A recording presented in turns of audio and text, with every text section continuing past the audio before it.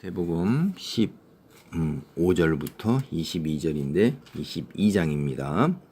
이에 바리새인들이 가서 어떻게 하면 예수를 말의 올무에 걸리게 할까 상의하고 자기 제자들을 헤롯 당원들과 함께 예수께 보내어 말하되 선생님이여 우리가 아노니 당신은 참되고 진리로 하나님의 도를 가르치시며 아무 거리는 일이 없으시니 이는 사람을 외모로 보지 아니하심이니이다.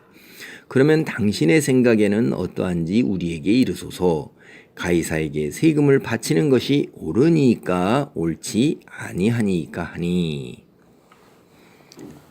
이제 이 문맥상에서 이들이 보면 우리가 앞에 예수를 말에 올무에 걸리게 하려고 그러는 거예요.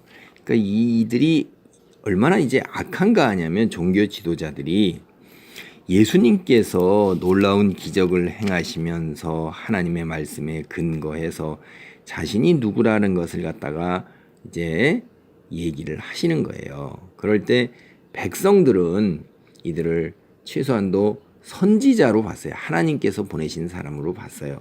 그러나 종교 지도자들은 자기들이 이 세상에서 누리는 그 부와 권력을 그대로 유지하기 위해서 예수가 걸림돌이 되는 거예요. 그래서 그 예수를 갖다가 하나님의 말씀에 비추어서 하나님의 선지자요, 그리스도요 라는 것을 이들은 인정하지 않는 거예요. 깨닫지도 못하는 거죠. 왜 그러냐면 세상에 있는 재물에 대한 탐욕이 앞서기 때문에 맹인이 된 것입니다. 진리를 가장 잘 알고 진리를 가르치고 진리에 서서 삶을 살아가는 사람들이 오히려 그 진리를 외면하고 있는 거예요. 참 역설적인 거고 굉장히 아이러니한 것입니다. 그 성경 말씀을 가장 잘 알고 성경 말씀에 근거하면서 하나님을 믿고 살아간다 하는 사람들은 오히려 하나님을 모르고요. 하나님을 믿지 않는 사람들이 오히려 하나님을 알게 되는 거예요. 이게 참 대단히 그 역설적인 것이 뭐냐면 세상에 대한 탐욕과 집착이 이렇게 만드는 것입니다.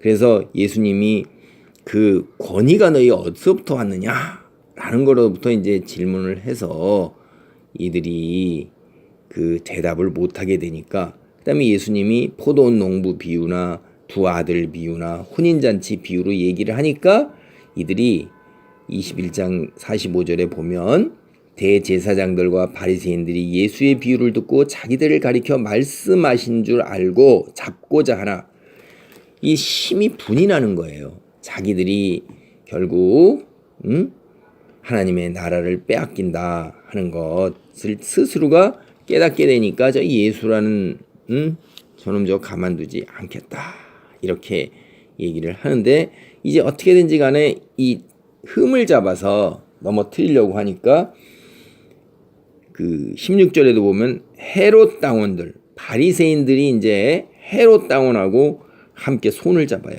이거 사실 이들하고 손잡는 사람들이 아니에요. 이 악한 사람들은요 목적을 위해서는 서로 반대편에 있고 서로 치열하게 다투던 사람들 서로 욕하던 사람들끼리도 손을 잡는 거예요. 예수님만 꺾기 위해서는 이게 헤롯 당원이라는 게 헤롯 대왕의 편에 서서 헤롯에게 충성을 다하는 거예요.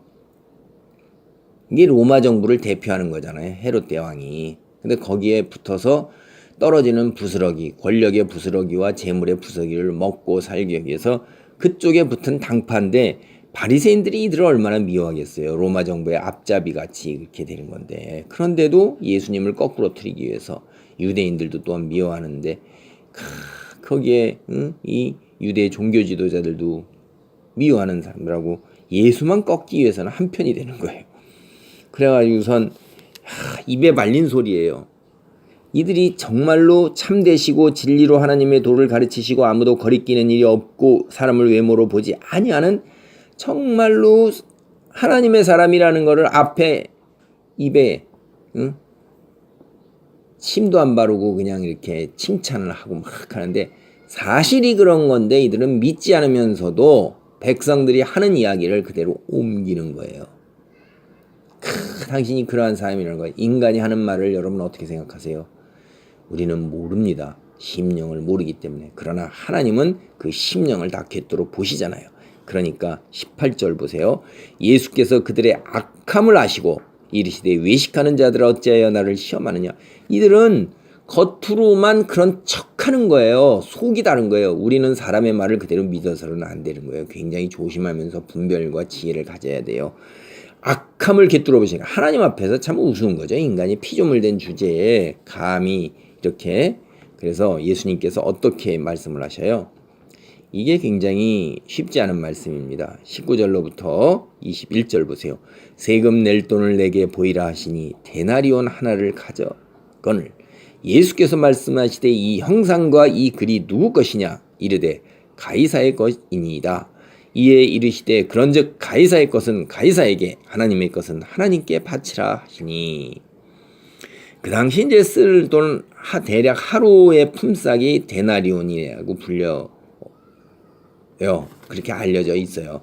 그러니까 하루 품삯 때는 동전 하나.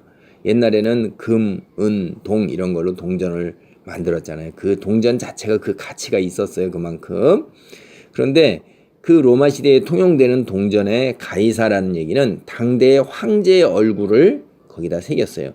우리가 미국 돈 같은 거 보면은 동전에 링컨의 형상이 있기도 하고 혹은 지폐나 이런 것들을 볼 때도 거기에 유명한 사람들의 그 위인들의 각국 나라마다 다 사람의 형상이 거기 들어가잖아요. 그러니까 이 가이사라는 것은 로마의 황제를 지칭하는 거예요. 일대 황제 이름이 가이사예요. 영어로는 시저입니다. 그러니까 시저가 뒤에 고유명사 시저가 일반 명사처럼 황제를 가리키는 로마의 황제를 가리키는 그런 일반 명사가 됐어요. 황제의 것은 황제에게 하나님 것은 하나님께 바쳐라. 거기에 형상과 글이 로마의 황제와 황제의 이야기하고 쓰여 있으니까 당연히 그런 거죠. 22절입니다. 그들이 이 말씀을 듣고 놀랍게 여겨 예수를 떠나니. 아니 어떻게 이들의 음모는 뭔지 아세요? 로마 정부에게 세금을 바쳐라. 그러면 유대 민족이 다 백성들이 다 들고 일어나죠. 아니 로마 정부에게 세금을 강탈당하는 거 빼앗기는 거예요. 그런데 그 로마 정부에 세금을 바쳐라? 그럼 로마 정부를 인정하는 거잖아요. 그리고 거기에 충성을 하라는 게 되니까 백성들이 하나님의 사람이 맞느냐 해서 인심이 확 돌아서는 거죠. 바치지 말라. 이렇게 하면 당장 예수는 어떻게 되죠? 로마 군인에 의해서 끌려가는 거죠. 로마에 반하고 대항하는 거니까. 그러니까 어떻게든 피해 나갈 길이 없는 겁니다. 이게 그렇게 해서 이게 자기 자신들끼리는 상의를 해서 이걸로 물으면 빠져나갈 길이 없다, 대답이 없다라고 생각을 했는데 하나님의 지혜는 어떻게 되세요? 하나님의 것은 하나님께, 가이사의 것은 가이사에게. 여러분이 가지고 있는 재물이 누구의 것이라고 생각을 하십니까? 오늘날 우리에게 적용을 해보면 내가 하나님께서 주시는 모든 재능과 생명과 그 다음에 나의 사회적 지위와 부 이런 것, 나의 소득이 하나님께로부터 왔다는 믿음이 있으면 그 믿음의 분량만큼 하나님께 드릴 수가 있는 거예요. 그런데 그것이 내가 애쓰고 노력해서 번 것이고 내 것이라는 생각이 많이 들면 그 재물은 하나님께 드리지 않게 되지요. 그러니까 세상에 있는 재물 그 자체는 사실은 모두가 근본적으로 하나님의 것입니다. 우리의 생명조차도 하나님의 것이에요. 그 사실을 바르게 깨닫고 믿음 안에 서게 되면 하나님께 감사함으로 다시 감사함의 표시로 하나님의 믿음의 표시로 드리는 거예요. 그래서 여기에 우리가 어떤 입장에 오늘날도 우리가 서면서 살아가느냐, 믿음의 분량만큼 이제 자기가 차곡차곡 그렇게 하나님께 감사함으로 드리는 연습을 해나가기 시작해야 돼요. 그게 10분의 1도 못 드릴 수도 있고 10분의 1보다 더 드릴 수도 있는데 어느 것이 더 큰 믿음이요 신앙이라고 비교하기보다는 자기가 믿음의 성숙이 얼만큼 도달되고 눈이 열려서 영적인 것을 얼마나 더 보느냐 하는 그런 차이가 있을 뿐인 것입니다. 11조를 많이 내고 헌금을 많이 내는 사람이 결코 그렇지 못한 사람보다 믿음의 크기가 크고 내가 너보다 우위에 있다라고 그렇게 다른 사람을 생각해서는 안 돼요. 굉장히 조심해야 되는 부분입니다. 재물에 관해서는 우리가 굉장히 잘 바른 판단을 하고 생각을 해야 돼요. 우리는 놀라운 하나님의 말씀 여기서 봅니다. 하나님의 것은 하나님께 바치는 거고 가이사의 것은 세상에 속한 거예요. 내가 세상에 속한 나의 노력으로 세상의 것을 내가 내 소유다라고 생각하는 사람은 또 그만큼 그런 상태에서 이렇게 살아가는데 그게 이제 점점 눈이 열리고 귀가 열리고 입이 열리고 그렇게 되면 믿음의 크기가 달라지면서 기꺼이 하나님께 나아가게 되는 거예요. 그래서 그런 축복의 자리에 있기를 바랍니다. 아멘.